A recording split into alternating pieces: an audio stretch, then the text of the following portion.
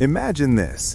It is a crisp spring morning in 1925. The Eiffel Tower stands silent against a pale blue Paris sky, its iron lattice still dripping from overnight rain. Tourists snap photos, lovers stroll hand in hand beneath its arches, and somewhere in a nearby cafe, a newspaper rustles with a tiny paragraph about the tower's mounting repair bills.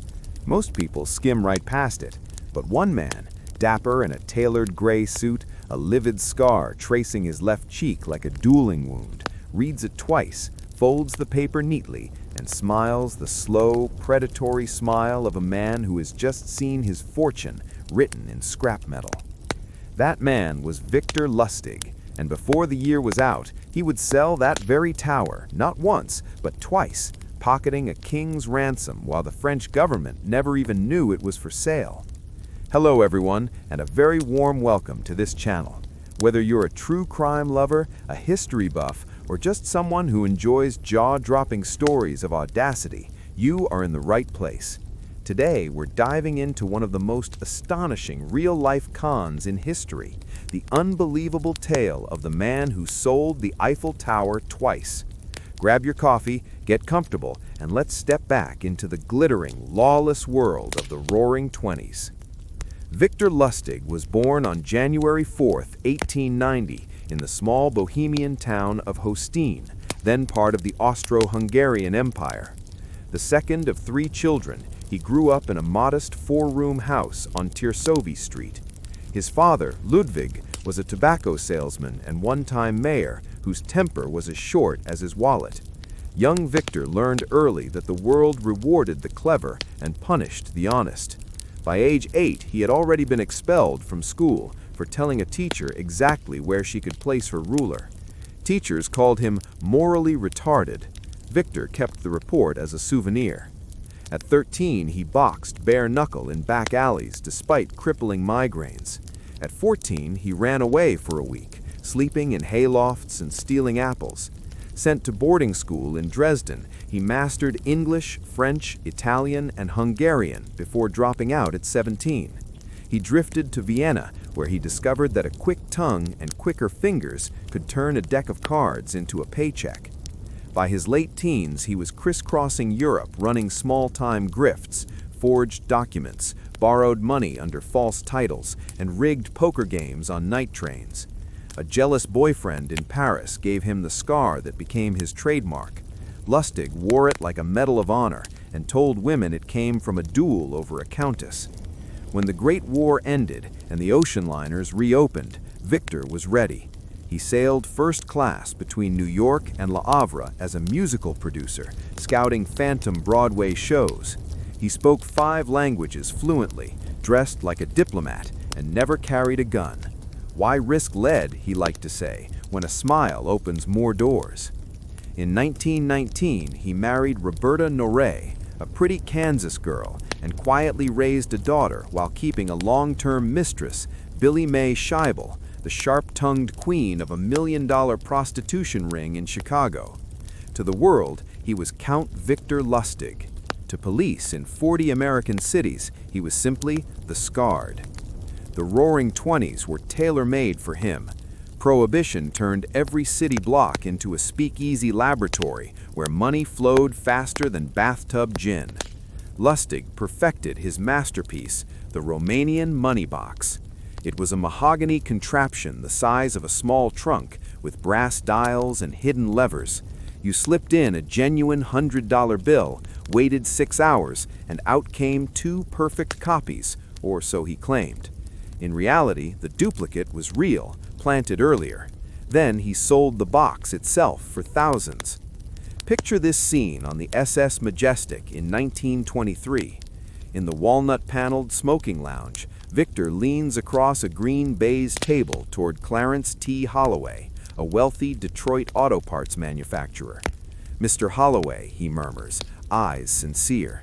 This device was built by a brilliant Romanian scientist who smuggled radium plates out of Bucharest.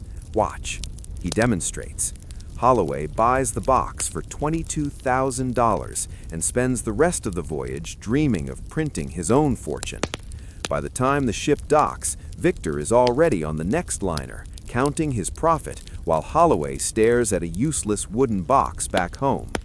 He repeated this con dozens of times across the Atlantic. One Texas sheriff chased him across 3 states and received a suitcase of counterfeit cash as compensation. The sheriff was later arrested for passing the fakes. Lustig just laughed all the way to the next mark. But Paris in May 1925 would become his crowning achievement. The Eiffel Tower, built as a temporary 1889 World Fair exhibition, had become an expensive embarrassment. 60 tons of paint every 7 years, rusting iron, and angry letters calling it a barbaric bulk that spoiled Notre Dame. Victor read one such paragraph over café au lait at the Hotel de Crillon and felt pure genius strike. He rented a suite, bribed the staff to turn a basement storage room into a fake government office, and printed official stationery from the Ministère de Postes et de Télégraphes. Invitations went out to the 5 most prominent scrap metal dealers in Paris, a confidential briefing about an urgent state matter. On a rainy Tuesday, they arrived. Lustig, in a perfectly cut morning coat, introduced himself as Deputy General Director. "Gentlemen," he said, voice low and confidential, "the Eiffel Tower is falling into ruin. The government has decided, in closed session, to dismantle it and sell the 7,300 tons of iron for scrap. The matter is top secret. We seek the highest bidder among men of discretion." He gave them a private after-hours tour, pointed out rust spots, let them calculate fortunes. Then he singled out André Poisson, a newcomer desperate to prove himself.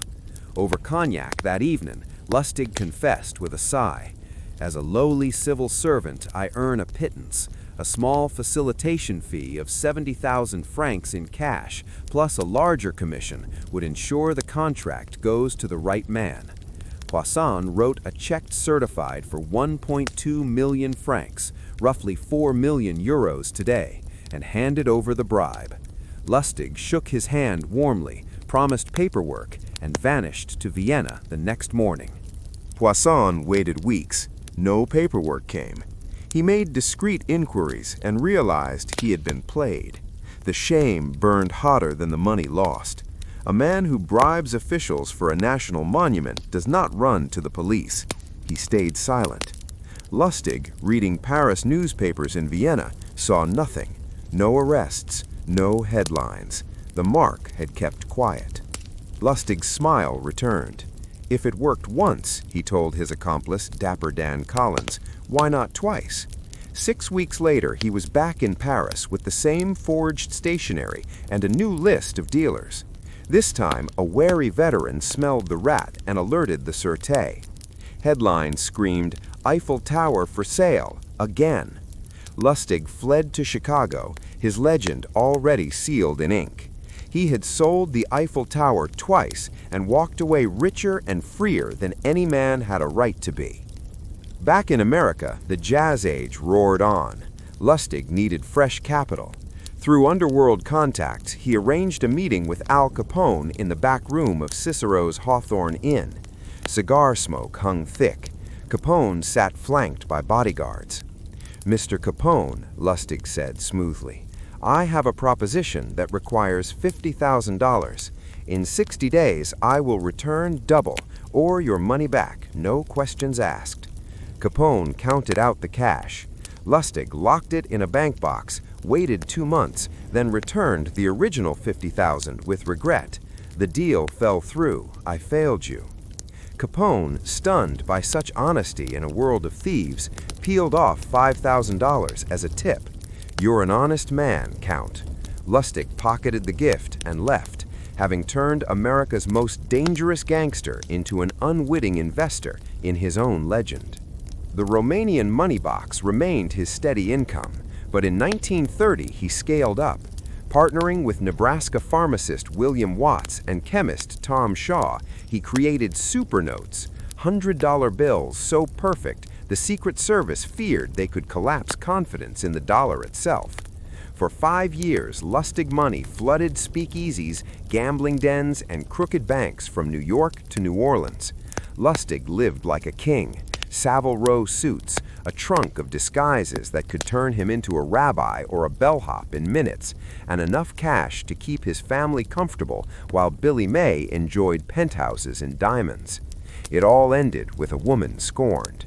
Billy May, tired of his wandering eye, tipped the Secret Service in spring 1935. On May 10th, agents arrested him in a Manhattan hotel. A brass key in his pocket opened a Times Square subway locker stuffed with $51,000 in counterfeit bills and the engraving plates.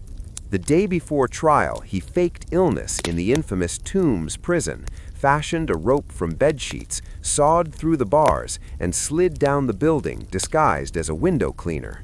A note on his pillow quoted Victor Hugo, "Even to a convict, especially to a convict, it may give confidence and guide him on the right path." 27 days later, he was recaptured in Pittsburgh after a 9-block foot chase. "Well, boys," he told the agents with a wry smile, "here I am." The judge was not amused. 15 years for counterfeiting, 5 more for the escape. On April 27, 1936, Lustig arrived at Alcatraz in a sharp pinstripe suit. Guards stripped him, hosed him with icy bay water, and marched him naked down Broadway while inmates howled. Prisoner number 185 complained constantly. 1,192 medical requests, 507 prescriptions, turning the infirmary into his personal pharmacy. The warden suspected another escape when torn sheets appeared in his cell, but this time illness was real. Transferred to the Medical Center for Federal Prisoners in Springfield, Missouri, Victor Lustig died of pneumonia on March 11, 1947, at 8:30 p.m. His death certificate, filed under the alias Robert V. Miller, listed his occupation simply as apprentice salesman and counterfeiter. He was 57. His family kept the news secret for more than 2 years. Even in death, Lustig refused to fade. His 10 commandments for con men, scribbled in prison, became gospel for grifters everywhere. Be a patient listener. Never look bored. Never tell the truth when a lie will serve you better. American audiences in post-war true crime magazines and radio dramas saw him as the ultimate jazz-age anti-hero, a man who beat the system with nothing but wit, style, and breathtaking audacity. Somewhere in a quiet Paris apartment, old André Poisson still woke up some nights wondering how one man with a scar, a smile, and the nerve of the devil could sell a national monument and make the victim thank him for the privilege. The Eiffel Tower still stands today, iron and unmovable, overlooking the Seine. Millions climb it every year, never knowing that for a few glorious weeks in 1925, it belonged, on paper at least, to a bohemian boy who understood one simple truth. The real money is never in the iron or the rivets. It is in the narrow space between what people see with their eyes and what they desperately want to believe with their hearts. Victor Lustig simply filled that space with a story so perfect, so astonishing, that even the Eiffel Tower itself became just another mark in the greatest game of all. And that, my friends, is the incredible true story of the man who sold the Eiffel Tower twice. Thank you so much for watching and spending these 20 minutes with me.